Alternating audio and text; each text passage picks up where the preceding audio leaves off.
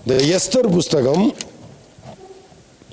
பாரசீக ராஜ்யத்தின் அடிப்படை பின்னணியிலே அல்லது அதற்குள்ளாக அந்த ராஜ்ய பாரத்திற்குள்ளாக நடந்த ஒரு குறிப்பிட்ட வரலாற்று சம்பவம். அதிகாரம் முழுவதையும் தன்னிடமாய் வைத்திருக்கிற ஒருவன் ஒரு இனத்துக்கு எதிராக எழும்பி அந்த இனத்தையே அழித்து விட வேண்டும் என்கிற வெறியோடு கூட செயல்படுகிறான். இந்த மக்கள் கூட்டம் காப்பாற்றப்பட்டார்களா இல்லையா? இந்த சதி திட்டம் நிறைவேறியதா இல்லையா? இந்த சதி திட்டம் நிறைவேறிடுச்சுன்னா அந்த மக்களுக்கு என்ன நடந்தது? நிறைவேறவில்லை என்று சொன்னால் எப்படி அந்த சதி திட்டத்தில் இருந்து இந்த மக்கள் காக்கப்பட்டார்கள்? எப்படி அந்த சூழ்நிலைகள் அமைந்தது என்பதையெல்லாம் பார்க்க போவதுதான் இந்த எஸ்தர் புஸ்தகம்.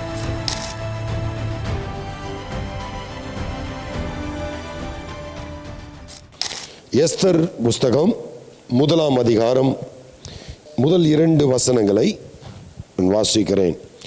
இந்து தேசம் முதல் எத்தியோப்பியா தேசம் வரைக்கும் ஆப்பிரிக்காவினுடைய கிழக்கு பகுதி வரைக்கும் அரசாண்ட அகாஸ்வேருவின் நாட்களில் சம்பவித்ததாவது ராஜாவாகிய அகாஸ்வேரு சூசான் அரண்மனையில் இருக்கிற தன் ராஜ்யத்தின் சிங்காசனத்தின் மேல் வீற்றிருந்தான். தலைகளை தாழ்த்தி ஜெபிக்கலாம். அன்பரே, நம்முடைய வார்த்தைக்கு நேராக எங்களை ஒப்புக் கொடுக்கிறோம். பேசும் இயேசுவின் நாமத்தில் பிதாவே, ஆமென். அகாசரஸ் ராஜாவாக வீற்றிருக்கிற இந்த நாட்களிலே அவன் என்ன செய்கிறான்? அவன் தன் ராஜ்ய பாரத்தின் 3ஆம் வருஷத்தில், கிட்டத்தட்ட 3ஆம் வருஷத்தின் இறுதியில், கிட்டத்தட்ட 4ஆம் ஆண்டுலன்னு சொல்லலாம், சரிங்களா? 3ஆம் வருஷத்திலே தன்னுடைய பிரபுக்களுக்கும் ஊழியக்காரருக்கும் விருந்து பண்ணினான். ஒரு banquet, right? This is the only book that starts with a banquet. ஒரு பந்தியை அடிப்படையாக வைத்து ஆரம்பிச்சு இன்னொரு பந்தியில முடியுது. ஓகே, எஸ்தர் புஸ்தகம் பந்தி விருந்திலே ஆரம்பித்து விருந்திலே முடியுது. நல்லா விளங்குதுங்களா? விருந்திலே ஆரம்பித்து விருந்தில் முடிஞ்சதுன்னா என்னவா இருக்கணும்? அந்த இடைப்பட்ட காரியங்கள்லாம் கொண்டாட்டமாக இருந்திருக்கணும். கரெக்டுங்களா? விருந்தில் ஆரம்பித்து விருந்தில் முடிஞ்சா அது என்னவா இருந்திருக்கணும்? கொண்டாட்டமாக இருந்திருக்கணும். ஆனால் அப்படி இல்லை. உண்மை என்னன்னா, இது விருந்திலே ஆரம்பித்து விருந்திலே முடிந்தாலும் உள்ளே இருக்கக்கூடிய காரியங்கள் எல்லாம் வேதனையும் பயமும் திகிலும் கொல்லையும் வஞ்சனையும் குரோதமும் அழிவும் இரத்த வெறியும் நிறைந்த ஒரு சதியும் நிறைந்த ஒரு சரித்திரம். Are you interested? Is it getting interested? ஒருவேளை சஸ்பென்ஸ் நாவல்கள், கிரைம் நாவல்கள் படிக்கிறவங்களுக்கு அதெல்லாம் உங்களுக்கு பிடிக்கும்னா this is amazing journey, right? So ஒரு விருந்து. அப்பொழுது பெர்சியா மேதியா, 2 காரியம். பெர்சியா மேதியா தேசங்களில் உள்ள மகத்தானவர்களும் நாடுகளின் அதிபதிகளும் பிரபுக்களும் அவன் சமூகத்தில் வந்திருந்தார்கள். அவன் தன் ராஜ்யத்தின் மகிமையான ஐஸ்வர்யத்தையும் தன் மகத்துவத்தின் பிரதாபத்தையும் அநேக நாளாகிய 180 நாளளவும் விளங்க செய்து கொண்டு. எத்தனை நாள் இங்கே ஒரு ஃபங்க்ஷன் வைக்கலாம்? 180 நாள் ஒருத்தன் ஃபங்க்ஷன் வைக்கிறான், பார்ட்டி வைக்கிறான். அப்படி சொல்லலாம், நமக்கு புரிகிற மாதிரி. என்ன வைக்கிறான்? பார்ட்டி வைக்கிறான். எவ்வளோ நாள்? 180 நாள். யாருக்கு? எத்தனை பேருக்கு? எல்லா தேசங்களிலும் இருந்து. இவன் ராஜ்யம் எவ்வளோ பெருசு? இல்லைம்மா, இவன் ராஜ்யம் எவ்வளோ பெருசு? இந்தியாவிலிருந்து எத்தியோப்பியா வரைக்கும் பறந்து விரிந்து கிடக்கிற ராஜ்யம். விளங்குதுங்களா? இவ்வளோ ராஜ்யங்களில் இருக்கக்கூடிய எல்லா அதிபதிகளையும் கொண்டு வந்து ஒரு பெரிய விருந்து பண்ணி அதை 180 நாளுக்கு பண்ணி அவனுடைய ராஜ்ய பாரத்தையும் அவனுடைய ஐஸ்வர்யத்தையும் அவனுடைய மேன்மையையும் அவனுடைய பிரஸ்தாபத்தையும் அவன் காண்பிக்கும்படியான யார் தெரியுமா அப்படின்னு காட்டுறதுக்காக மெட்ராஸ் பாஷையில் உங்களுக்கு புரிகிற மாதிரி சொல்லணும்னா சாரு கெத்து காமிச்சுக்கிறாரு. என்ன காமிச்சுக்கிறாரு? சாரு கெத்து காமிச்சுக்கிறாரு. 180 நாள். சரிங்களா? 180 நாள் அவன் விளங்க செய்து கொண்டிருந்தான். அந்த நாட்கள் முடிந்த போது 180 நாட்கள் அப்பா ஒரு வழியாக முடிச்சிட்டான்டா சாமி. என்ன முகேஷ் அம்பானி பையன் கல்யாணத்துக்கு பார்ட்டி வச்ச மாதிரி கிட்டத்தட்ட அதே தான். அதே தான். பெரிய பிரஸ்தாபத்தை காமிச்சுன்னுக்கிறாரு. நான் யார் தெரியுமா? அப்பா 180 நாள் முடிஞ்சிச்சுடா ஏப்பா அப்படின்னு நினச்சிங்கன்னா சாரி, யூ ஆர் லேட். கொஞ்சம் வாசிக்கலாம். அந்த நாட்கள் முடிந்த போது ராஜா சூசான் அரண்மனையில் வந்திருந்த பெரியோர் முதல் சிறியோர் மட்டுமுள்ள சமஸ்த ஜனங்களுக்கும் ராஜ அரண்மனையை சேர்ந்த சிங்கார தோட்டத்திலுள்ள மண்டபத்தில் 7 நாள் விருந்து செய்வித்தான். ஆமா, அப்பவும் ஆட்டங்கள்ல சூசான் அரண்மனையில் வச்சு திருமணம் செய்யறான். இங்க இருக்கிறவங்களுக்கெல்லாம் எல்லாருக்கும் நான் அதிபதிகளை கூப்பிட்டு வச்சு அவனுங்களுக்கு எல்லாம் வந்துட்டானுங்க. ஊர்ல இருக்கிற எல்லா தலைங்களும் வந்து உட்கார்ந்து இருக்குதுங்க. G7 சம்மிட் மாதிரி.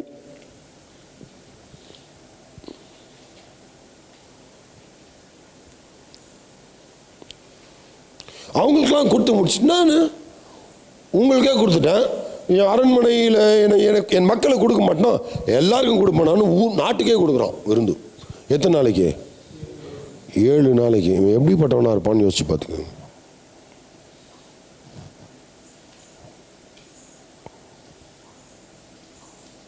கிட்டத்தட்ட கிறுக்கு பயலான்னு தோணும். கிறுக்கு பயலாயா இவன் அப்படின்னு தோணும். சரிங்களா? அப்படிப்பட்ட ஒரு பார்ட்டிங்க. அந்த பார்ட்டி எப்படி இருந்ததுன்னு சொல்லி அடுத்த வசனங்கள் நமக்கு விளக்குதுங்க. அங்கே வெண்கல தூண்களின் மேலுள்ள வெள்ளி வளையங்களில் மெல்லிய நூலும் சிவப்பு நூலுமான கயிறுகளால் வெள்ளையும் பச்சையும் இளநீளமும் ஆகிய தொங்கு திரைகள் விதானித்திருந்தது. சிவப்பும் நீலமும் வெள்ளையும் கருப்புமான கற்கள் பதித்திருந்த தலவரிசையின் மேல் பொற்சரிகையும் வெள்ளிச்சரிகையுமான மெத்தைகள் வைக்கப்பட்டிருந்தன.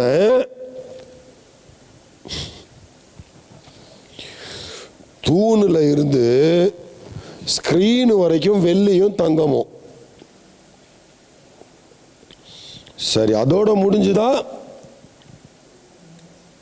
தொங்குத்துறையோட முடிஞ்சுதா? பொற்சரிகை எதுல?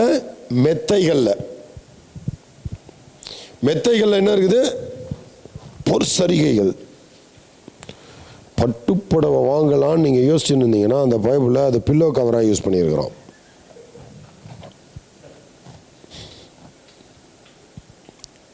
புரியுதுங்களா உங்களுக்கு? ரைட். பொன்னால் செய்யப்பட்ட நானாவித பாத்திரங்களிலே பானம் கொடுக்கப்பட்டது. எதுல குடிச்சாங்க? தங்கத்துல, தங்க கோப்பையில. முதல் தரமான திராட்சரசம் ராஜஸ்திதிக்கு ஏற்க பரிபூர்ணமாய் பரிமாறப்பட்டது. அப்படின்னா என்ன அர்த்தம்? Unlimited supply of first class சாராயம்.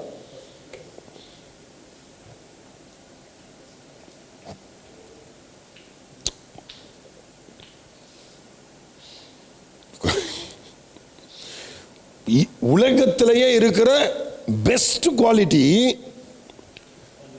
அன்லிமிட்டடா யாருக்கலாம்? எல்லாருக்கும். குடிச்சுக்கிட்டே இருக்கு.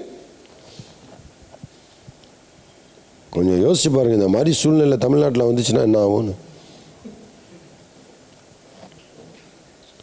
சும்மாவே நம்ம பசங்க வண்டியில் இப்படி இப்படி இப்படி இப்படி போவானுங்க. ஃப்ரீயாக எவ்வளோ வேணா கூட்டுறா அப்படின்னா தலை மேலே தான் ஓட்டுவானுங்க வண்டி. அவனுங்க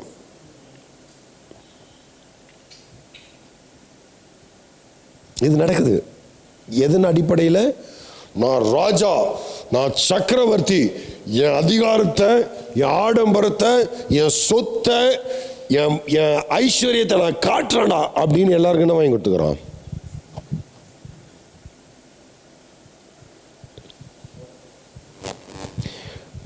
மைண்ட் செட் எப்படி இருக்கு, மனநிலை எப்படி இருக்குன்னு யோசிங்க.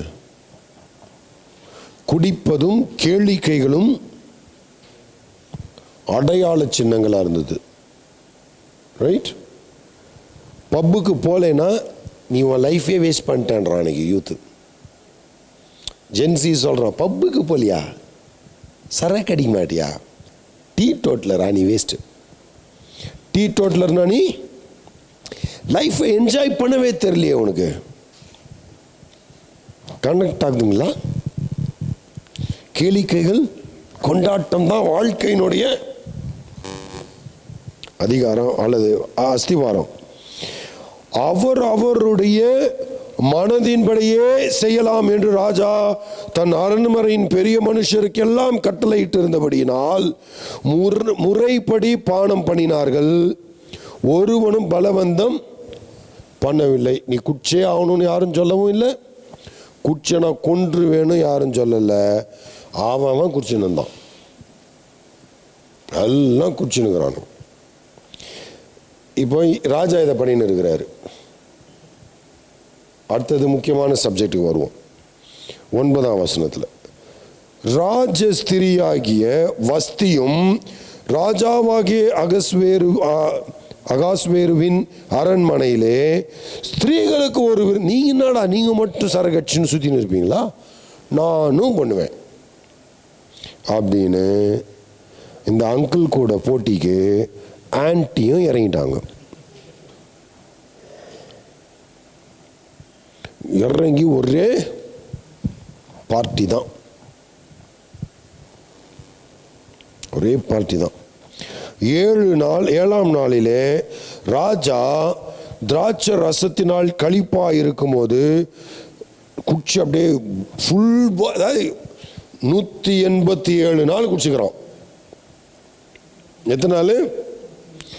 187 நாள் குடிச்சுக்கிறோம். இதில் வேற 7ஆம் நாளில் எபிரேய மொழியாக்கத்தில் நீங்கள் புரிஞ்சுக்கணுன்னா த கம்ப்ளீஷன், லைக் ஒரு முடிவுக்கு வரக்கூடிய ஒரு நிலை.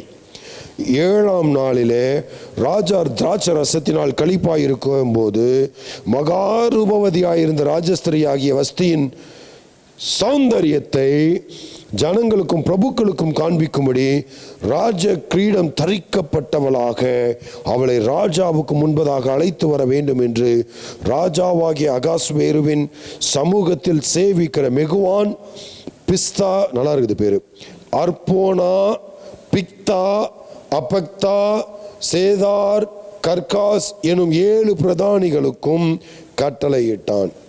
அதாவது நான் எவ்வளோ பெரிய ஆளுன்னு இந்தியாவிலிருந்து எத்தியோப்பியா வரைக்கும் இருக்கிற எல்லா அதிபதிகளையும் என்ன செஞ்சிட்டான். இத்தனை நாடு எனக்கு கீழே இருக்குது, இவ்வளோ பேர் எனக்கு அடிமையாக இருக்கிறாங்க, நான் தான் ராஜான்னு முதல்ல கொண்டாடி பயங்கர பிரஸ்தாபத்தை காமிச்சிட்டான் எவ்வளோ பெருசுன்னு. அடுத்தது இதெல்லாம் ஓகே, என் ஜனங்களுக்கு நான் கொடுக்க போகிறேன்டான்னு 7 நாளும் பெரிய கொண்டாட்டம், அடிச்சுக்கிச்சு சொத்தை காமிச்சு, வஸ்திரத்தை, பட்டு வஸ்திரங்களை போட்டு, தங்கத்தில் போட்டு, வெள்ளியை போட்டு, என்னென்ன பண்ண முடியுமோ அவ்வளவும் பண்ணி, திடீர்னு யோசிச்சு ஃபுல் போதையில் எவ்வளோ தெளிவாக யோசிக்கிறான் பாருங்க. எல்லாத்தையும் காமிச்சேன்டா, நான் தான் பெஸ்ட்டு, என்கிட்ட தான் எல்லாத்துலேயுமே பெஸ்ட்டாக இருக்குதுன்னு காமிச்சேன், ஒன்றே ஒன்று மட்டும் மறந்துட்டேன்டா அப்படின்னு எனக்கு தோணுச்சு. என்னடா மறந்துட்டேன்?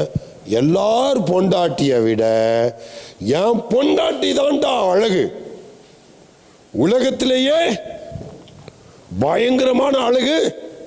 என் பொண்டாட்டி எல்லாத்தையும் பார்த்தீங்களே, இதையும் பாருங்கடா அப்படின்னு பொண்டாட்டியை கூப்பிடுறாரு.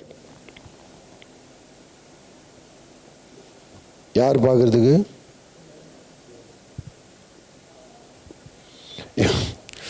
என் பொண்டாட்டி எவ்வளோ அழகுன்னு.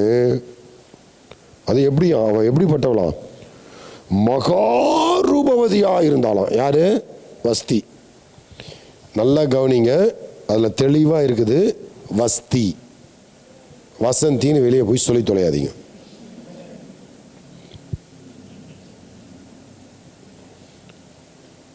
அப்புறம் கேட்டால் பாஸ்டர் தான் சொன்னாருன்றீங்க. நான் சரியாக தான் வாசிக்கிறேன். வஸ்தி என்னது? அவ பேர் என்ன? வஷ்டி. சரியான ப்ரொனன்சியேஷன் வஷ்டி. சரிங்களா? இப்போ இந்த அம்மா கூட்டு வர சொன்னால் இந்த அம்மா என்ன செய்யணும்? நம்ம சர்ச்சில் ஒரு சிலர்லாம் இருக்கிறாங்க, அவங்க இந்த இடத்துல இருந்தாங்கன்னா இதுக்கு தானே காத்துன்னு இவ்வளோ நாளா அப்படின்னு கபார்னு ரெடி ஆகி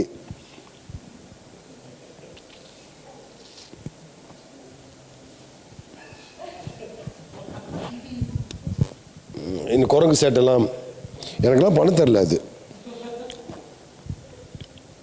நம்மளாவது என்ன பண்ணியிருப்போம்? என்னம்மா ஃபோட்டோ ஷூட்டுக்கு ரெடி, ஏய் போகலாம். என் புருஷன் நான் தான் உலகத்திலே அழகுன்னு சொல்லிட்டான், அதை ப்ரூவ் பண்ணணும்ல அப்படின்னு என்ன செஞ்சுருப்போம்? வந்திருப்போம். அப்படியே போய் ஒன்றுமே இல்லைனாலும் இந்த ஊரில் ஃபோட்டோ ஷூட் நடந்துக்குது. எங்கே பார்த்தாலும் செல்ஃபி. இப்படியே சுற்றுதுங்க பாவம். எங்கே போனாலும் இப்படியே சுற்றுதுங்க. அப்படின்னா ஆகுது உன் மொகர கட்டையில் எப்போ மாதிரி இப்படியே சுற்றுறீங்களே.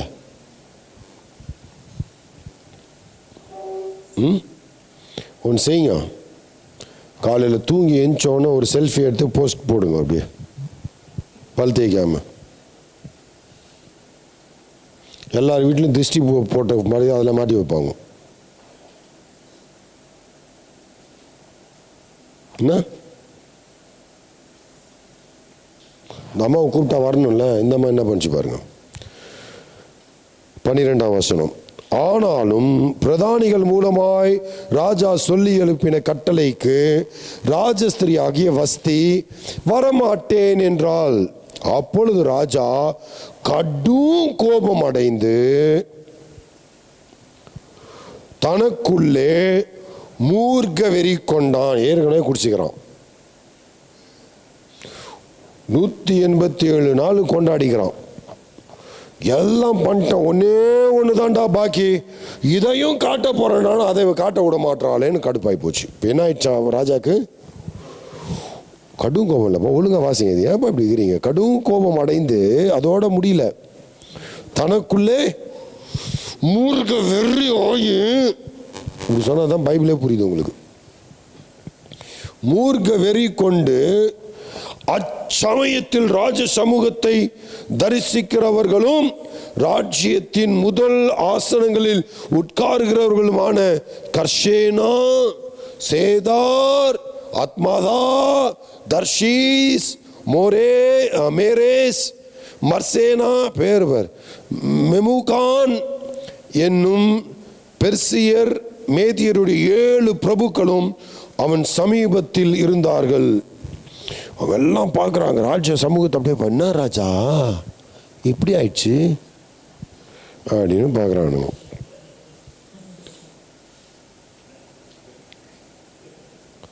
ஏன் ராஜா நீ கூப்பிட்டேன்னு நான் ஊரெல்லாம் விட்டு இவ்வளோ தூரம் வந்துக்கிறேன், என் எல்லாத்தையும் விட்டு என் ராஜ்யபாரத்தை விட்டுட்டு நான் இங்கே வந்து உட்காந்துக்கிறேன், பக்கத்தில் வீட்டுலாம் இருக்குது உன் பொண்டாட்டி, வரமாட்டேன் என்னங்க என்னம்மா? சிலருக்கெல்லாம் பளிச்சுன்னு புரியுது இப்போ நான் என்ன சொல்ல வரேன்னு. ராஜாவாகிய அகஸ்வேருவின் பிரதானிகள் மூலமாய் சொல்லி அனுப்பின கட்டளையின்படி, மன்னிக்கணும் 14ஆம் வசனம், ராஜா நியாயப்பிரமாணத்தையும் ராஜ்ய நீதியையும் அறிந்தவர்களிடத்தில் பேசுவது தனக்கு வழக்கமானபடியால் காலாகால வர்த்தமானங்களை அறிந்த பண்டிதர்களை நோக்கி, ராஜாவாகிய அகாஸ்வேரு பிரதானிகள் மூலமாய் சொல்லி அனுப்பின கட்டளையின்படி ராஜஸ்திரியாகிய வஸ்தி செய்யாமற் போனது நிமித்தம் தேச சட்டத்தின்படி அவளுக்கு செய்ய வேண்டியது என்ன என்று கேட்டான். நீ ஒய்ஃபை வர சொல்லிக்கிற, வெரி சிம்பிள் விஷயம். நீ கொண்டாடினுக்கிற, ஜாலியாக இருக்கிற, அவங்களும் ஜாலியாக இருக்கிறாங்க. ஜாலியாக இருக்கிறது எவ்வளோ பிரச்சனைன்னு புரிஞ்சுக்கோங்க தயவு செஞ்சு. நீ வெறும் ஜாலியே இருந்தீங்கன்னா லைஃப்பில் சின்ன பின்ன போடுவீங்க. இது என்ன ஆகிட்டான்? சட்ட பிரச்சனை ஆகிட்டான், ராஜ்யத்தின் பிரச்சனை ஆகிட்டான். நான் நியாயப்பிரமாணத்தை எழுதி அனுப்பினேன், நான் அனுப்புனதுக்கு ராஜா சொல்லிட்டா தான் தெய்வ சட்டம். அன்னைக்கு வாழ்க்கை, அன்னைக்கு இருந்த முறைமை. They regarded king as God. ராஜாவை தெய்வமாக பார்த்தார்கள், கடவுளாக. ராஜா சொன்னதை செய்யலைனா, கீழ்ப்படியலைனா அது தேவ குத்தமாக கருதப்பட்டு அதற்கான மிக உச்சக்கட்ட தண்டனை. ராஜா ஒரு விஷயம் சொல்லிட்டாருன்னா அதை மாற்ற முடியாது. நான் சொல்றது புரியுதுங்களா? ராஜா ஒரு விஷயத்தை சொல்லிட்டாருன்னா அதை என்ன செய்ய முடியாது? மாற்ற ராஜாவாலேயே மாற்ற முடியாது கிட்டத்தட்ட. புரியுதுங்களா நான் பேசுறது? ஏன்னா அது அப்போ அவன் கடவுளாக இல்லாமல் ஆயிடுவான். இதை என்ன பண்றது அப்படின்னு கூப்பிட்டு ஞானிகளை கூப்பிட்டு கேட்கிறாருங்க. அப்பொழுது மெமுகான் ராஜாவுக்கு பிரபுக்களுக்கும் முன்னே 16ஆம் வசனம் பிரதியுத்தரமாக, ராஜஸ்திரி ஆகிய வஸ்தி ராஜாவுக்கு மாத்திரம் அல்ல, ராஜாவாகிய அகாஸ்வேருவினுடைய சகல நாடுகளிலும் உள்ள சகல பிரபுக்களுக்கும் சகல ஜனங்களும் கூட அநியாயம் செய்தால். ராஜாவாகிய அகாஸ்வேரு ராஜஸ்திரியாகிய வஸ்தியை தமக்கு முன்பாக அழைத்து வர சொன்னபோது அவள் வரமாட்டோம் என்கிற செய்தி எல்லா ஸ்திரீகளுக்கும் பிரசித்தமானால் அவர்களும் தங்கள் புருஷரை தங்கள் பார்வையில் அற்பமா எண்ணுவார்கள். இன்றைய தினமே பெர்சியாவிலும் மேதியாவிலும் உள்ள பிரபுக்களின் ஸ்திரீகள் ராஜஸ்திரியின் செய்தியை கேட்கும்போது ராஜாவின் பிரபுக்களுக்கெல்லாம் அப்படியே சொல்லுவார்கள். மிகுந்த அசட்டையும் எரிச்சலும் விளையும். ராஜாவுக்கு சம்மதியாயிருந்தால் வஸ்தி இனி ராஜாவாகிய அகாஸ்வேருவுக்கு முன்பாக வரக்கூடாது என்றும், அவளுடைய ராஜ்ய மேன்மையை அவளை பார்க்கிலும் உத்தமியாகிய மற்றொரு ஸ்திரீக்கு ராஜா கொடுப்பாராக என்றும் அவரால் ஒரு ராஜ கட்டளை பிறந்து அது மீறப்படாதபடிக்கு பெர்சியாவுக்கும் மேதியாவுக்கும் உரிய தேச சட்டத்திலும் எழுதப்பட வேண்டும். குடும்ப பிரச்சனையை ஊர் பிரச்சனை ஆகிட்டானுங்க. குடும்ப பிரச்சனையை ஊர் பிரச்சனை ஆகிட்டானு. என்ன சொல்லிட்டானுங்க? ராஜா, ஓம் பொண்டாட்டி உனக்கு கீழ்ப்படியாதது ஓம் பிரச்சனை தான். ஆனால் இப்போ என்ன தெரியுமா ஆபத்து இருக்குது? இதை கேட்டு எங்கள் பொண்டாட்டிங்க யாரும் எங்களுக்கு அடங்க மாட்டானுங்க. ராஜஸ்திரியே கீழ்ப்படியில, நீ என்னடா அப்படின்னு வாழுங்க. எங்களுக்கு மரியாதை போயிடும். எங்களுக்கு மட்டும் இல்லை, எந்த புருஷனுக்கும் இங்கே மரியாதை எல்லாம் போயிடும். எத்தனை வருஷமாக இருக்குது பாருங்களேன் இந்த பிரச்சனை.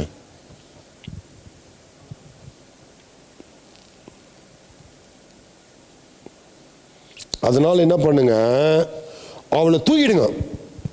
அவளை தூக்கிட்டு உத்தமி இல்லை, திடீர்னு அவளை பார்க்கலும் உத்தமையாகிய மற்றொரு ஸ்திரியை நம்ம என்ன செய்யலாம்? மற்றொரு ஸ்திரிக்கு ராஜா அந்த ராஜஸ்திரி ராணியுடைய அதிகாரத்தை அல்லது ராணியாக மாற்றுவாராக. அப்படிங்கிறது தேச சட்டத்தில் எழுதப்பட வேண்டுமா? ஏய், ராஜாவுக்கும் ராணிக்கும் பர்சனல் சண்டை. அதை ஏன்டா உலக போராக்குறீங்க? ஆகிட்டானுங்களா? இப்போ என்னவாயிட்டணும்? தேச சட்டமாகணும். இவன் ராஜாவாதி யோசிக்கிறானா? இப்படி ராஜா தீர்த்த காரியம் தமது 20ஆம் வசனம் விஸ்தீரமான ராஜ்யம் எங்கும் கேட்கப்படும் போது பெரியோர் முதல் சிறியோர் மற்றும் எல்லா ஸ்திரீகளும் தங்கள் புருஷரை கனம் பண்ணுவார்கள். ராணியை மாத்திட்டா மற்ற ஒய்ஃப் எல்லாம் என்ன பண்ணுவாங்க? புருஷர்களை கனம் பண்ணுவார்கள்.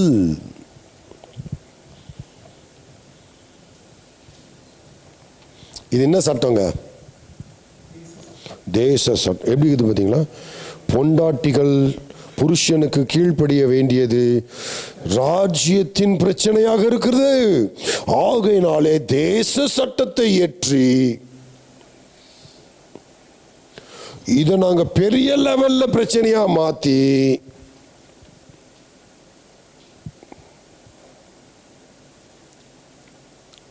புரியுதுங்களா?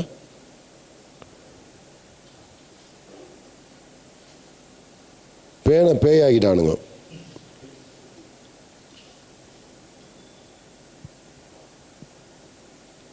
எல்லா புருஷரை கனம் பண்ணுவார்கள். ஏன்? நீ கனம் பண்ணலன்னா உன்னை தூக்கிட்டு வேற ரீப்ளேஸ் பண்ணிடுவேன் நான். எப்படி? உன்னை தூக்கிட்டு வேற ஒருத்தரை நான் மாத்திடுவேன். அன்பு புருஷர்களே, தயவு செஞ்சு நம்மளும் இந்த மாதிரி பண்ணலாமான ஐடியாக்கெல்லாம் போவாதீங்க. நீங்கள் கொல்லப்படுவீர்கள்.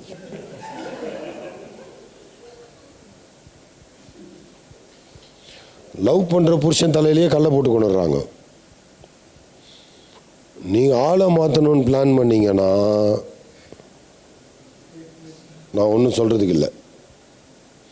இதெல்லாம் பார்த்து இதெல்லாம் தப்பான உதாரணம். புருஷன் பொண்டாட்டி சண்டையை பார்த்துக்கிறீங்களா? இன்னைக்கு இது சிலருக்குலாம் இந்த பழக்கம் உண்டு, பஞ்சாயத்து பண்ணுவாங்க. புருஷன் பொண்டாட்டிக்குள்ள சண்டை வந்தால் என்ன செய்யணும்? புருஷன் பொண்டாட்டி 2 பேர் உட்காந்து பேசி அதை சரி செய்யணும்.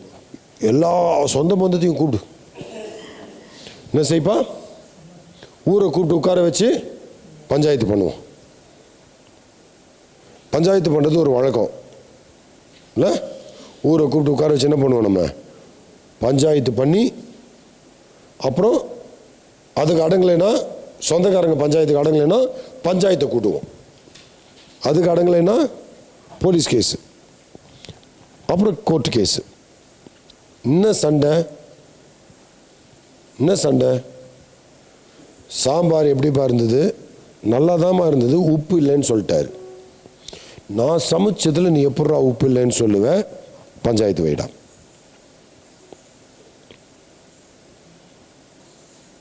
இன்னைக்கு அப்படிதான் போயின்னு இருக்குது சூழ்நிலைகள். இப்போ இது ஒரு மிகப்பெரிய தவறான ஒரு முன்னுதாரணமாக இங்கே இருக்குது. இதில் ரொம்ப கொடுமையான விஷயம் 21ஆம் வசனம். இந்த வார்த்தை ராஜாவுக்கும் பிரபுக்களுக்கும் நலமாய் தோன்றினதினால், டேய், ராஜா மெமுக்கானுடைய வார்த்தையின்படியே செய்து எந்த புருஷனும் தன் வீட்டுக்குத்தானே அதிகாரியாக இருக்க வேண்டும். நம்மளாம் அந்த காலத்தில் வாழ்ந்திருக்கலாம்.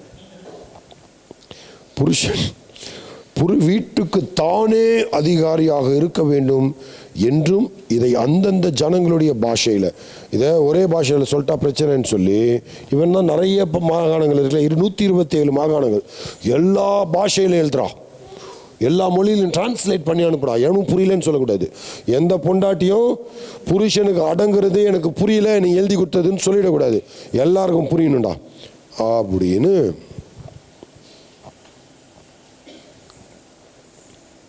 நான் இதோடு நிப்பாட்ட போகிறேன். பிரசித்தம் பண்ண வேண்டும் என்றும் அந்தந்த நாட்டின் வழங்குகிற அட்சரத்திலும் அந்தந்த ஜாதியார் பேசுகிற பாஷையிலும் ராஜாவின் சகல நாடுகளுக்கும் கட்டளை எழுதி அனுப்பினான். இப்போ நான் பேசினது புரிஞ்சதுங்க? காலையில் ஆரம்பிக்கும் போது ஒரு இன்ட்ரடக்ஷன் ஆரம்பிச்சேன்ல, தனிநபர் பிரச்சனை, சமூக பிரபுக்களுடைய பிரச்சனை, ராஜாவோட பொண்டாட்டியை ராஜாவை மதிக்கலைன்னா நாங்களாம் அதிகாரிகள், எங்கள் பொண்டாட்டிகள் எங்களை மதிக்க மாட்டார்கள். அது மாத்திரம் இல்லை, எந்த பொண்டாட்டியும் எந்த புருஷனையும் மதிக்க மாட்டாள். இவனுங்களே குடிச்சிட்டு என்ன வேணா பேசுறது. என் சொந்தக்காரர் ஒருத்தர் இருந்தார், பேர்லாம் சொல்ல விரும்பல. ஒரு நாள் வடபழனிக்கு வந்துட்டு, வடபழனி பஸ் டிப்போவில் இறங்கி நான் நடந்து வரணும் காலேஜ் படிக்கும்போது, பஸ்ஸை மறைச்சி, ஏய் போயிடுவியா நீ, போ பார்க்கலாம் அப்படின்னு அடிக்கிறாரு. பஸ்ஸை நிப்பாட்டுறாரு. என்ன பண்ணுறாரு? பஸ்ஸை நிப்பாட்டி நிற்கிறாரு. எப்படி? ஃபுல் போதை. சரிங்களா? சாயந்தரம் வந்து நான் பார்த்துட்டேனே, சும்மா இருப்பேன், போய் சொல்லிட்டேன். உங்கள் வீட்டுக்காரு ரோட்டில் ஸ்டண்ட்டு பண்ணுகிறாரு அப்படின்னு போய் ஸ்ட்ரைட்டாக சொல்லிட்டேன். தலைவர் அதுக்கப்புறம் என்ன பண்ணாருன்னு தெரில, அடி வாங்கினார். அதையும் பார்த்தேன், அடி வாங்கினதையும் பார்த்தேன். பார்த்தோன்னே குதுகலம் கொண்டாட்டமே என் மாமா அடி வாங்குறது நாள் அப்படின்னு. அப்போ இந்த பாட்டு தெரியாது எனக்கு. இல்லை, அடி வாங்குறத பார்த்து சந்தோஷப்பட்டு வந்துட்டேன் நான். உனக்குலாம் வேணும்டா, இதுவும் வேணும் இன்னமும் வேணும் அப்படின்னு நான் வந்துட்டேன். வீட்டில் போய் சொல்லிட்டேன். அவர் உளுந்து பிறந்து ஏஞ்சி சட்டைலாம் கிழிச்சிச்சு. அடித்தா சட்டை கிளியாமல் இருக்கும், தூக்கி ஓரம் போட்டாங்க அடிச்சு. அவர் அடி வாங்கினதெல்லாம் அவருக்கு தெரில. அடிச்சு ஓரம் போட்டு சட்டையெல்லாம் கிழிச்சு கிடக்குது. சாயந்தரம் ஏஞ்சி வராரு, அம்மா அந்த சைக்கிளில் வரும்போது ஊந்துட்டம்மான்னாரு. சைக்கிள், ஏய் சைக்கிள் உழுதானே, நான் தான் விஷயத்தை என்னன்னு சொல்லிட்டேனே முன்னாடியே.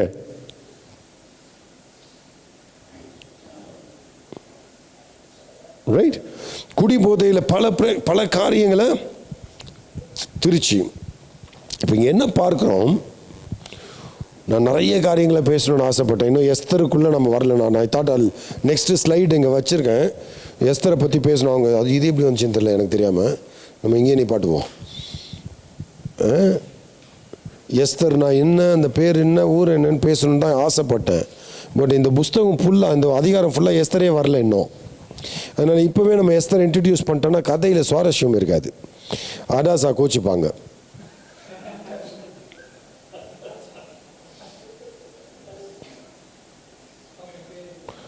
அடாசா கோச்சிப்பாங்க. உங்களுக்கு புரியல, முடிச்சதுக்கப்புறம் கேட்டு புரிஞ்சுக்கோங்க. பட் ஆல் ஜோக்ஸ் அப்பார்ட், அருமையான தெய்வ பிள்ளைகளை, ஒரு விஷயம், 3 காரியங்களை உங்களோடு கூட நான் விட்டு செல்ல விரும்புகிறேன். வேதம் திட்டமாய் சொல்லுகிறது, அழிவுக்கு முன்னானது அகந்தை. வேதம் சொல்லுகிறது அழிவுக்கு முன்னானது அகந்தை. என்றைக்கு மனுஷன் நான் தான் நினைக்கிறானோ அன்றைக்கு அழிவு ஏற்படுகிறது. அழிவுக்கு முன்னானது அகந்தை. Don't brag about yourself. பெருமையுள்ளவர்களாக, வேதம் தெளிவாய் பெருமையுள்ளவனுக்கு தேவன் எதிர்த்து நிற்கிறார்.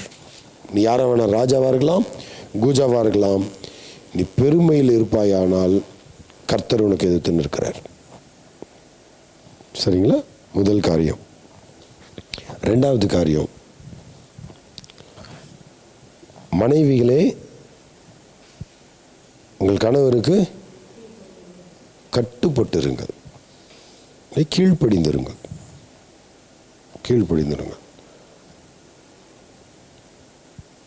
அப்போ கணவர்கள் என்ன பண்ணும்? சட்டம் போடணும். அப்படிதானே? கணவர்கள் என்ன போடணும்? சட்டம் போடணும். நீ சட்டமும் போட வேணாம், சட்டையும் போட வேணாம், லவ் பண்ணால் போதும். புருஷர்கள், கணவர்கள் தங்கள் மனைவிகளை கிறிஸ்து சபையை நேசித்து, சபையின் மேல் அன்பாக இருந்தது போல, தன்னைத்தானே பலியாக கொடுத்து சபையை நேசித்தது போல, the husband should sacrificially love their wives. பலியாக, சரிங்களா, தங்களை ஒப்பு கொடுத்து நேசிக்க வேண்டும். மனைவிகள் கணவனுக்கு அடங்கி இருக்க வேண்டும். கிறிஸ்துவுக்குள் ஏற்ற துணையில், அருமையான வார்த்தை அது. ஆதாமுக்கு சொன்னார், ஏற்ற துணையை உண்டாக்குவேன். சரிங்களா?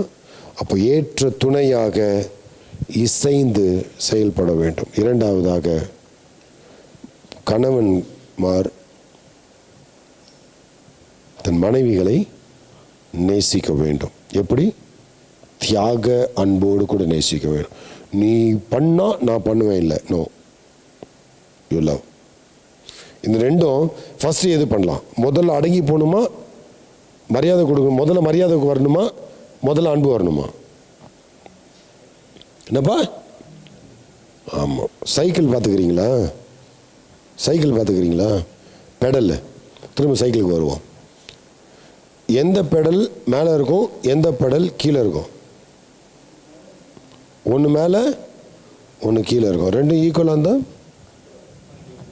என்னப்பா வண்டி ஓடாது. எப்போவுமே ஒரே பெடல் கீழே இருந்தால், எப்போவுமே ஒரே பெடல் மேலே இருந்தால் என்ன ஆகும்? அப்போ வண்டி ஓடணுன்னா என்ன ஆகணும்? வண்டி ஓடுறதுக்கு ஏற்ற மாதிரி ஒரு பெடல் கீழையும் ஒரு பெடல் மேலேயுமாக இசைந்து செயல்பட வேண்டும். விளங்குதுங்களா? எப்படி செயல்படணும்? இசைந்து செயல்படணும். எப்பவுமே இன்னைக்கு குடும்ப வாழ்க்கை எப்படி இருக்குன்னா, இப்படி இருக்குது. புருஷன் பொண்டாட்டி இப்படி இருக்கிறாங்க. ஏதேனில் எப்படி தெரியுமா ஆண்டவர் உண்டு பண்ணார்? இப்படி உண்டு பண்ணார். கணவன் மனைவி எப்படி உண்டு பண்ணார்? இப்படி உண்டு பண்ணார். இப்போ எப்படி இருக்கிறோம் கணவன் மனைவி? நேற்று ஒரு காமெடி சம்பவம் நடந்தது, நான் சொல்ல மாட்டானா. இப்படி இப்படி இருக்குது. எதனால்? பாவத்தினால. இதை விளங்கி கொள்ளணும். இது எதனால் வந்தது? பாவத்தினால. இதை ஜெயிக்க வேண்டும் என்று சொன்னால் கிறிஸ்துவுக்கு நம்மை ஒப்பு கொடுத்திருக்க வேண்டும்.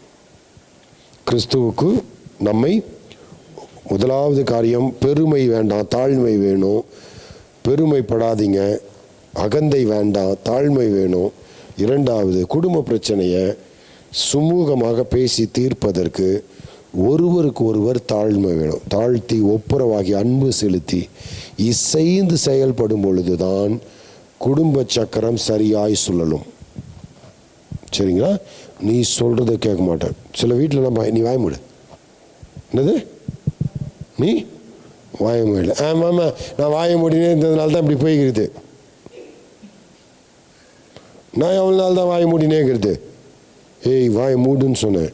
மூடில் நான் என்ன பண்ணுவேன்? வாயை உடச்சிடுவேன். எங்க வடை பார்க்கலாம்? வாய் உடையாது, பாத்திரம் உடஞ்சுன்னு இருக்கும். இதெல்லாம் பண்ணாதீங்க, தயவு செஞ்சு இதெல்லாம் பண்ணாதீங்க. இல்லை, எனக்கு தெரிஞ்சு இப்போ திருமணம் ஆனவர்கள் இதை ரசிக்கிறத விட திருமணம் ஆகாதவர்கள் சிரிக்கிறாங்க பயங்கரமா, என்ஜாய் பண்ணுகிறாங்க.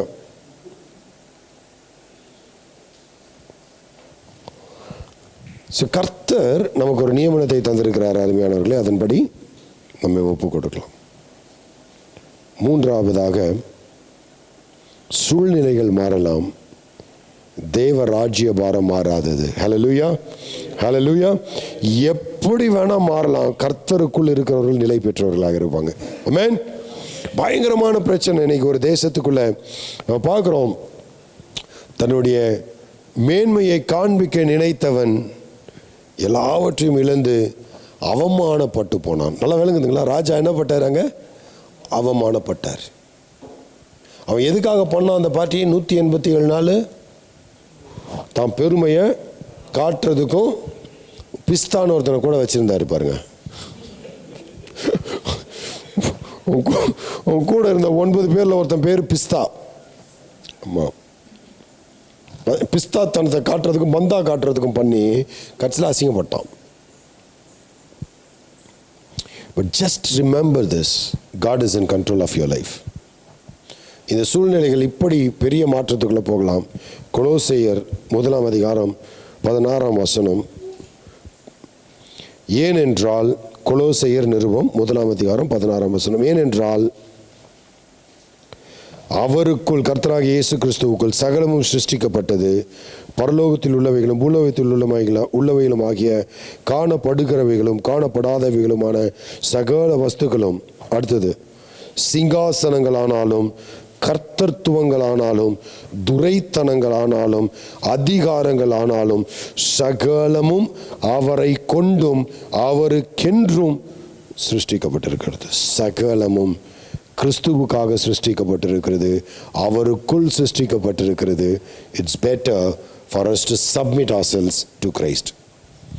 கிறிஸ்துவுக்குள் நம்மை ஒப்பு கொடுக்கும் பொழுது கர்த்தர் நம்மை ஆசீர்வதிக்கிறவராக இருக்கிறார். ஏனென்று சொன்னால் அவர் ஆளுகை செய்கிறார். எபேசியர் 5 அதிகாரம் 21 வசனம் சொல்லுகிறது, தெய்வ பயத்தோடே ஒருவருக்கொருவர் கீழ்ப்படிந்திருங்கள். தெய்வ பயத்தோடு ஒருவருக்கொருவர் கீழ்ப்படிந்திருங்கள். அதை சொல்லிட்டு தான் அடுத்த வசனத்துக்கு போகிறாரு. மனைவிகளே, கர்த்தருக்கு கீழ்ப்படுகிறது போல உங்கள் சொந்த புருஷருக்கும் கீழ்ப்படியுங்கள். கிறிஸ்து சபைக்கு தலைவராக இருக்கிறது போல புருஷனும் மனைவிக்கு தலையாக இருக்கிறான். அவரே சரீரத்துக்கும் இரட்சகராக இருக்கிறார். ஆகையால் சபையானது கிறிஸ்துவுக்கு கீழ்ப்படுகிறது போல மனைவிகளும் தங்கள் சொந்த புருஷர்களுக்கும் எந்த காரியத்திலேயும் கீழ்ப்படிந்திருக்க வேண்டும். புருஷர்களே, உங்கள் மனைவிகளில் அன்பு கூறுங்கள். அப்படியே கிறிஸ்துவும் சபையில் அன்பு கூர்ந்து தாம் அதை திருவசனத்தை கொண்டு தண்ணீர் முழுக்கினால் சுத்திகரித்து பரிசுத்தமாக்குகிறதற்கும் கரைத்திரை முதலானவைகள் ஒன்றும் இல்லாமல் பரிசுத்தமும் பிழையற்றதுமான மகிமையுள்ள சபையாக அதை தமக்கு முன் நிறுத்தி கொள்வதற்கும் தம்மை தாமே அதற்காக ஒப்பு கொடுத்தார். He gave himself up so that we can be blameless, perfect.